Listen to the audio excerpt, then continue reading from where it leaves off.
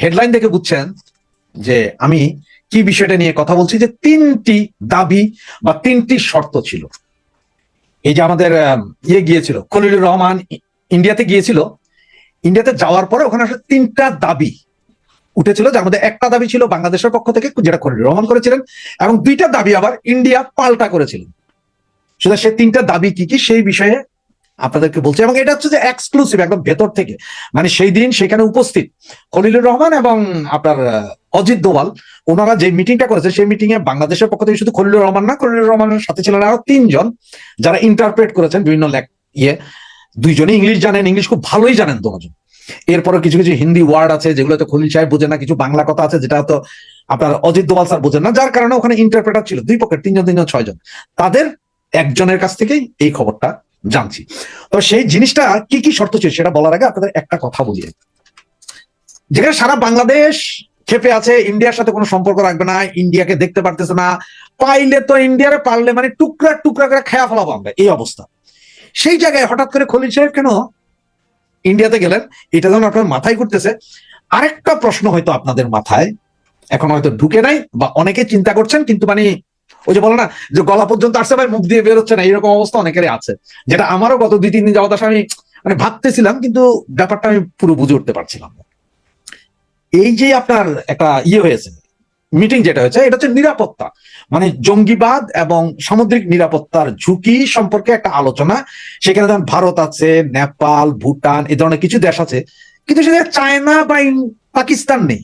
তাহলে যে জায়গায় চায়না এবং পাকিস্তান নেই, সেখানে খলিল সাহেব হঠাৎ বাংলাদেশ যাওয়া, এটা একটা লাগে, মাথায় লাগে, বুঝতেছেন কিছু? এরপরে দেখেন, যেমন ইন্ডিয়া কোয়াডে ছিল, যেটা আমেরিকা ইন্ডিয়া কোয়াড, এগুলোর কোনো চুক্তিতে কিন্তু বাংলাদেশ স্বাক্ষর করেনি, শেখ হাসিনা কোনো চুক্তিতে যায়নি এই ধরনের। হঠাৎ করে বাংলাদেশ কেন এখন, যেই জায়গায় ইন্ডিয়া হচ্ছে যে মহাসচিব, মানে ইন্ডিয়ার নেতৃত্বে গঠিত যে বাংলাদেশ, ইন্ডিয়া, তারপরে নেপাল, ভুটান, এই সেই, তারপরে সিসিলি, আরো কি কি আছে জানি, এরা সব মিলে একটা কমিটি হচ্ছে, বা একটা আপনার করতে হচ্ছে চুক্তি।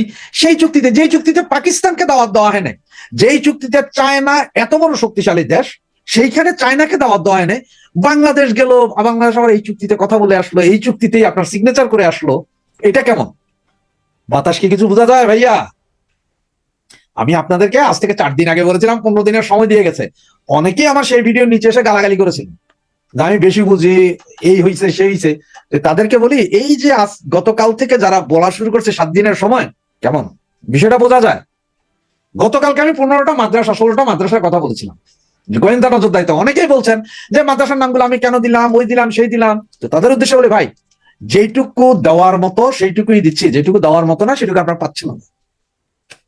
কারণ কোথায় কি আছে বা কোথায় কি হচ্ছে সবগুলো তো আপনাদের বলা হচ্ছে, কিন্তু আপনাদের হিংস দিয়ে দেওয়া হচ্ছে যাতে আপনারা একটু সতর্ক থাকেন। আর যেগুলোর নাম বলা হয়েছে এমনও তো হইতে পারে সেগুলোর বিপরীতের অন্য কিছু করতেছে। এই হচ্ছে যে কাহিনী। সুতরাং এবার চিন্তা করেন, এই যে ইন্ডিয়া একটা সংস্থা করলো, যেটা জঙ্গিবাদের উত্থান এবং সামুদ্রিক নিরাপত্তা, এই আর্মি, এটা একটা আর্মি বলা যায়, যে এটা একটা ওনারা একটা সংগঠনের মতো করেছে যে আমরা শক্তিশালী, সেই চুক্তিতে বাংলাদেশ স্বাক্ষর করে এসেছে। এরপরেও বলবেন যে খালি আওয়ামী লীগ ইন্ডিয়ার দালালি করে, ইন্ডিয়ার দালালি তো আপনারা সবচেয়ে বেশি করতেছেন। তো আসুন চলুন সেই তিনটা শর্ত। শর্ত নাম্বার 1, বাংলাদেশের পক্ষ থেকে শর্ত নাম্বার 1 ছিল, যেটা খলিলুর রহমান বলেছেন, তিনি সরাসরি ইন্ডিয়ার কাছে শেখ হাসিনা এবং স্বরাষ্ট্রমন্ত্রী আসাদুজ্জামান কামালকে ফেরত দেওয়ার জন্য একটা শর্ত জুড়ে দিয়েছিলেন মিটিং এর আগেই। আপনারা জানেন যে একদিন আগেই উনি পৌঁছে গিয়েছিলেন, এবং ওনার জন্য ইন্ডিয়ার দিল্লিতে যেই 5 স্টার হোটেলের 3টা রুম ওনাদের জন্য বুক করেছিলেন, সেসব রুমে ওনারা উঠেননি, ওনাদেরকে উঠানো হয়েছিল আমাদের দিল্লিতে অবস্থিত বাংলাদেশ দূতাবাসের আপনার অ্যাম্বাসেডার সাহেব নিজের বাসায়, এবং সেইখানে রেখে উনি কাউকে কোথাও যেতে দেননি এই অবস্থায়। কিন্তু আরেকটা জিনিস, যে এই যে আমাদের খলিল সাহেব যাওয়ার আগে কিন্তু বাংলাদেশে অবস্থিত ইন্ডিয়ান দূতাবাসের অ্যাম্বাসেডারের সাথে কথা বলে গিয়েছিল, এবং ইন্ডিয়াতে যাওয়ার পরে আমাদের অ্যাম্বাসেডারের বাড়িতে উঠেছেন, অ্যাম্বাসেডার সাহেব কন্টিনিউ ওনার সাথে ছিলেন যাতে উনি কোথাও যেতে না পারেন। তো সেই জায়গায় দাবি ছিল যে হাসিনা এবং স্বরাষ্ট্রমন্ত্রীকে ফেরত দিতে হবে, এই দাবিটা করেছিলেন অজিত দোভালের কাছে। তখন নাকি অজিত দোভাল বলেছেন যে ঠিক আছে আমি ফেরত দিব, কোনো সমস্যা নাই। সর্বপ্রথম আপনি বলেন যে শেখ হাসিনা এবং স্বরাষ্ট্রমন্ত্রী আসাদুজ্জামান কামাল, ওনারা কি বর্ডার পার করে কোনোভাবে ঢুকে গিয়েছিলেন যেটা ইন্ডিয়ান গভর্নমেন্ট জানে না? বা এইটা কি ওনারা কি হঠাৎ করে এসে গেলেন যে এই নাকি G2G মানে সরকার টু সরকার কথা হয়েছিল? যেদিন শেখ হাসিনা আসাদুজ্জামান খান কামাল তারা বাংলাদেশে ঢুকেছেন সেদিন তো বাংলাদেশ থেকেই জাতীয় পতাকা দেওয়া হেলিকপ্টারে ওনাকে উঠানো হয়েছে, ওখান থেকে কুর্মিটোলা থেকে আবার সেনাবাহিনী, 3 বাহিনী সেনাবাহিনী, নৌ বিমান বাহিনীর নিজস্ব বিমানে এবং 18 জন SSF কর্মকর্তা অধীনে রাষ্ট্রীয় সম্মানে ওনাকে এনে নামানো হয়েছিল। কোনটা আগে? এই দুইটার জবাব আপনি দিন, যদি দিতে পারেন সুন্দরভাবে তাহলে আমরা শেখ হাসিনা এবং আসাদুজ্জামান খান কামালকে ফেরত দিব।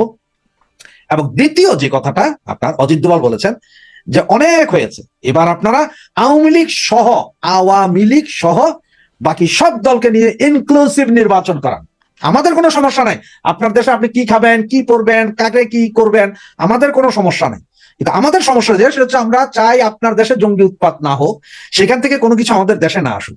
আপনার পাকিস্তানের সাথে কি আপনারা আবার মিলিত হবেন, পাকিস্তানি ফ্ল্যাগ লাগাবেন দেশের সব জায়গায়, আপনাদের গাড়িতে জাতীয় পতাকা না রেখা পাকিস্তানি পতাকা, সেটা আমাদের কোনো সমস্যা নেই। কিন্তু আপনার দেশ থেকে যদি একটুকু নিরাপত্তার হুমকি মনে করি, সেখানেই আমরা আপনারা সেকেন্ড টাইম আর কোনো ওয়ার্নিং দেওয়া হবে না।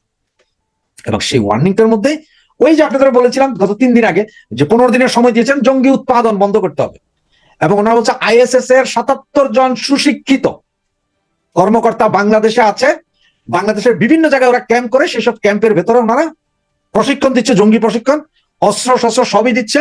এগুলার ডাটা সহ পুরো দোসিয়ার বলে বা আপনারা বলতে পারেন একটা ফাইল, 184 পাতার একটা ফাইল দিয়েছে, যেখানের মধ্যে 84টা স্পট ছবি, স্যাটেলাইট ছবি, ভেতরের ছবি, অস্ত্র প্রশিক্ষণের ছবি সবগুলো দিয়ে দিয়েছে যে এগুলো আগে নির্মূল করেন, এরপরে আপনি আমাদের সাথে কথা বলতে আসেন। তখন নাকি খলিল সাহেব বলেছেন যে আমি তো আসলে এখানে এই মুহূর্তে আপনাকে এটার 100% কিছু বলতে পারবো না।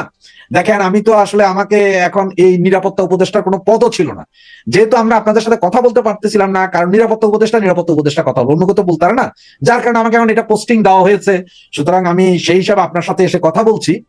আমি বাংলাদেশে যাওয়ার পরে আমি ইউনূস সাহেবের সাথে কথা বলবো, যে ইউনূস সাহেব বলবো যে আপনাদের দাবিগুলো, এবং দেখি উনি কি বলে।